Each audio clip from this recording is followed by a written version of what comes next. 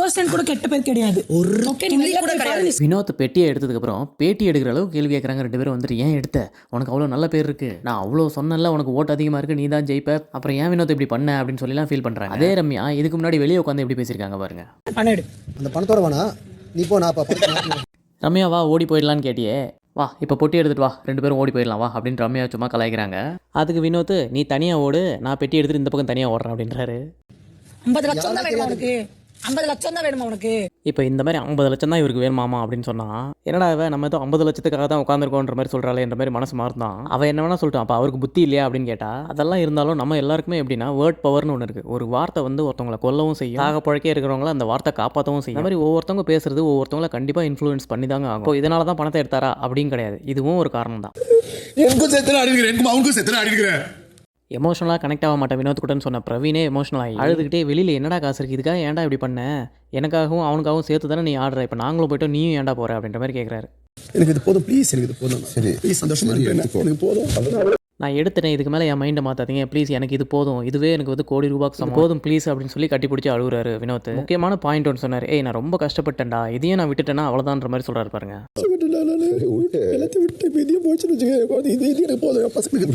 இருக்கிற கடனெல்லாம் வச்சு அவர் ஒரு கால்குலேட் பண்ணி, இது எனக்கும் இந்த பசங்களுக்குலாம் இது போதும், இதை வச்சு நான் சமாளிச்சுப்பேன்ற மாதிரி சொல்லிட்டு அவர் ஒரு கணக்கோட தான் எடுத்துகிட்டு போகிறாரு.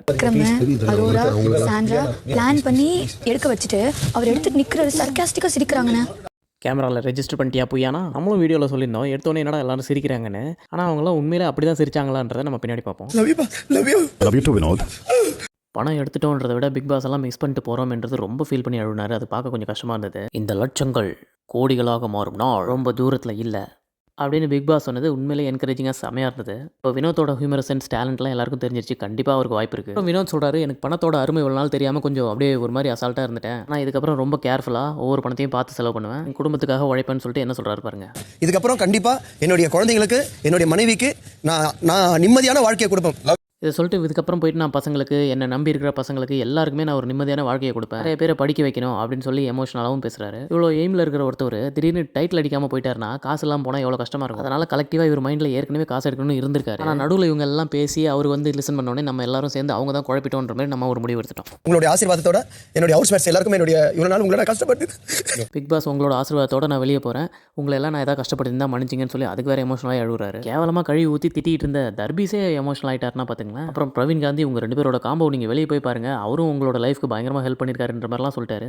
பாரு வெளியே போனதுக்கு வந்து ஒரு மாதிரி அழுகுற மாதிரி பண்ணோன்னே நான் கூட அது ஆக்டிங் நினச்சேன். ஆனால் வினோத்காகவே கண் கலங்குறாருன்னா அப்போ கண்டிப்பாக சொல்லுக்குள் ஒரு காரம் கல்லுக்குள் ஒரு ஈரம்னு தான் இவர் வாழ்ந்துட்டு இருக்காரு. வினோத் போனதில் அரோரா தான் கெட்ட பேர் வெளியே வாங்கிட்டு இருக்காங்க, ஆனால் தர்பீஸுக்கு நல்ல பேர் வந்துடும் போலயே. வியானா வந்து அரோரா விக்ரம் இது அவருக்கு போட்ட ஸ்கெட்சான்னு தெரில அப்படின்ற மாதிரி சொல்கிறாங்க. வியானா அவருக்கு ஸ்கெட்ச் போடுறது இருக்கட்டும், உங்களுக்கு மக்கள் ஸ்கெட்ச் போட்டாங்க, வெளியே வந்து உங்கள் டச் ஸ்க்ரீனில் பார்த்தீங்கன்னா தெரியும் நாங்கள் வச்சு செய்கிறதெல்லாம். அப்புறம் வினோத் வெளியே வரும்போது ஃபன்னாக இந்த நோட்லாம் வெளியே போய் மாற்றினா செல்லுமா பாஸ் அப்படின்ற மாதிரி கேட்குறாரு. இந்த பிக் பாஸ் வீட்டில் உங்களது பயணம் இத்துடன் முடிவடைகிறது அப்படின்னு பிக் பாஸ் சொன்னோடனே எமோஷனல் ஆகிட்டார் மறுபடியும். நீங்க ஒரு பெரிய டிசிஷன் எடுக்கும் போது நீ கையை மட்டும் வச்சுக்கிட்டே இருந்தே, ஏன் எடுக்காமல் கை வச்சுட்டு இருந்தேன்னு கேட்கும்போது, ஏங்க அது ஒரு பெரிய டெசிஷனுங்க, எப்படி எடுக்கிறதுன்னு நானும் கொஞ்சம் தயங்கி பண்ணிட்டு இருந்தேன், அதுக்குள்ளே வினோத் வந்து எடுப்பாருன்னு நான் சுத்தமாக யோசிக்கவே இல்லை அப்படின்னு மாதிரி சொல்கிறாங்க. அப்புறம் வந்து பிரவீனும் சொல்கிறாரு, விக்கி ஃபேஸில் ஒரு ஸ்மைல் பார்த்தேன், சாண்ட்ரா சபரி எல்லாருமே ஒரு ஸ்மைலோட தான் இருந்தாங்க அப்படின்னு மாதிரி சொல்கிறாரு. ஆக்சுவலாக எல்லாம் ஏன் சிரிச்சிட்டு இருந்தாங்கன்னா அது வினோத்ன்றனால. எப்போவுமே ஃபன் பண்ணிட்டு காமெடியாக ஒருத்தர் இருக்காருன்னு வச்சுக்கலாம், அவர் எதாவது பண்ணாலும் இது சீரியஸாக இருக்குமா காமெடியாக இருக்குமான்னு ஒரு சிரிப்போட தான் இருப்பாங்க எல்லாரும். அதை பார்த்துட்டு தான் நம்மளும் கன்ஃபியூஸ் ஆகிருக்கும், உள்ளே இருக்க பிரவீன் கூட கன்ஃபியூஸ் ஆகி சிரிச்சவங்களை எல்லாரையும் சொல்லிட்டு இருக்காரு. இப்போ வினோத் போயிட்டதால நீ கொஞ்சம் அப்படியே இரு, நல்லா போல்டாகவே இரு, உன்னை நோக்கி ஒன்று வரும் அப்படின்ற மாதிரி எம்மி வந்து திவ்யாவுக்கு ஒரு அட்வைஸ் கொடுக்குறாங்க. டிராமா குயின், அந்த குயின் ஓடி வந்து சிரிச்சாங்க, மூணு பேர் பார்த்து சிரிச்சிட்டாங்க. இப்போ வியானா வந்து டிராமா குயின் சாண்ட்ராவும் அரோரா அப்புறம் விக்ரம் எல்லாரும் மூஞ்சி பார்த்து சிரிச்சுக்கிட்டாங்க. பார்க்கவே ரொம்ப டெவிலிஷாக இருந்ததுன்னு வேற நம்ம அப்சரா சொல்கிறாங்க. விக்ரம் கிட்ட போய் அரோரா காணா வினோத்னு சொன்னோடனே நீ சிரிச்சியா, அப்புறம் சபரியும் கேட்குறாரு, விக்ரம் நீ சிரிச்சியாடா அப்படின்னு. எல்லாருமே அவர் எடுத்த உடனே I thought it's a joke. மச்சான் நான் ஜோக் தானே நினைச்சேன், முன்னாடி சிரிச்சிட்டே தான் இத வச்சு எடுத்து. ஏன்னா கானா வினோத் பெட்டி எடுக்கும்போது எல்லாரும் மாதிரி சீரியஸாக சொல்லிட்டு எடுக்கல, டப்புனு தூக்கிட்டு அப்படியே ஓடினாரு. அந்த நேரத்தில் பார்த்தீங்கன்னா விக்ரம் கொஞ்சம் ஷாக்காக தான் பார்த்துருப்பாரு, என்னது அப்படின்ற மாதிரி. எல்லாரும் ஷாக்கில் தான் இருப்பாங்க. அதை பின்னாடி பாருங்க, அவங்க ஒரு மாதிரி சிரிச்சுக்கிட்டு நின்னதை நம்ம தான் கனெக்ட் பண்ணிக்கலாம், எல்லாம் ப்ரோமோ எடிட்டரோட வேலை. ஆனால் இவங்க மேலாம் ஏற்கனவே நம்ம ஒரு ஜட்மெண்ட்டில் இருந்ததுனால, நம்மள மாதிரியே வியானாவும் இருந்ததுனால, ஆஹா டெவிலிஷ் இப்படி கேவலமாக சிரிக்குதுங்க, இதுங்களாம் ஒரு ஜென்மங்களா அப்படின்ற மாதிரி எல்லாரும் கழுவி ஊற்ற ஆரம்பிச்சாங்க. ஆரம்பத்துல இருந்தே அரோரா சொல்லியிருப்பாங்க நான் பணத்துக்காக தான் வந்தேன்னு. அவங்க வந்து கண்டிப்பாக டைட்டில் வருமா என்னன்னு தெரியல, அதனால கண்டிப்பாக நம்ம பெட்டி எடுத்துடலான்றதான் இருந்தாங்க. இருந்தாலும் இப்போ நல்ல பேர்லாம் வந்திருக்கு, இது ஒரு பெரிய டெசிஷன் எடுக்கலாமா வேணாமான்னு கொஞ்சம் டிலமால இருந்தாங்க. அப்போ டக்குன்னு வினோத் பெட்டியை தூக்கிட்டு கானா வினோத்னு சொன்னோன்னே எல்லாருக்குமே ஷாக் ஆயிடுச்சு. அதனால என்னடா ஒரு மாதிரி சிரிச்சிட்டு அப்படி பார்த்துட்டு இருந்தாங்க. இப்போ கூட அரோரா என்ன சொல்றாங்க பாருங்க. நானே 18 லட்சம் போயிருச்சுன்னு உட்காந்து அந்த அரோரா கையை வச்சாங்களே ஏன் எடுக்காம ஆக்ஷன் பண்ணாங்கன்னா அதுக்கு ஒரு ரீசன் இருக்கு. அவங்க சொல்றது கேளுங்க. இதை ப்ரமோல போடுங்க. பிரபலம் வரதுக்காக என்ன வேலை படுத்து பாரு. இவங்க பண்ணுறதை பார்த்து வினோத் கூட வந்து அதே மாதிரி பண்ணார். கையை வச்சுட்டு அப்படி நின்றுட்டு இருந்தார். ஆனால் அப்போ எடுக்கல வரும். திடீர்னு உள்ளே சாப்பிட்டுட்டு இருந்தவர் என்ன நினச்சாருன்னு தெரியல. வந்து கேரட் அல்வா ஊட்டி ஊட்டி இவங்களை டைவர்ட் பண்ணிட்டு டப்புன்னு போட்டி தூக்கிட்டாரு. இவ்வளோ தாங்க நடந்துச்சு. வினோத் டக்குன்னு பெட்டி எடுத்தோன்னே எல்லாரும் ஒரு ரியாக்ஷனையும் பாருங்க. எல்லாரும் அப்படியே ஒரு மாதிரி ஷாக் ஆகி தான் பார்க்குறாங்க. விக்ரமும் இவர் நிஜமாக தான் பண்ணுறாரா இல்லை ரியலான்னு யாருக்குமே ஒன்றும் புரியல. அப்போ எல்லா ஃப்ரேம்லையும் பார்த்தீங்கன்னா எல்லாரும் ஷாக்கில் தான் இருப்பாங்க. அரோரா வாயில் கை வச்சுட்டு தான் பார்ப்பாங்க.